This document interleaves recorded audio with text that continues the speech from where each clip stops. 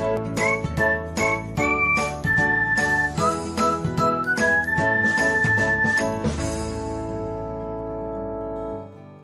everyone, welcome back to another episode of Technologyglance.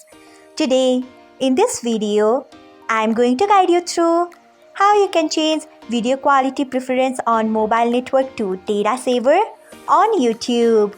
So, let's get started. Firstly, open YouTube app in your device. Then tap on profile icon. Next, tap on settings. After that, tap on video quality preferences. Next, you can see the option of data saver. Tap on it. So, this is how you can change video quality on mobile networks to data saver on YouTube. Thanks for watching. If you found this guide helpful, we would love it if you hit the thumbs up button below. We upload great new tech tutorials like this one every day. So, do not forget to subscribe to our channel and hit the bell icon so that you'll never miss another update.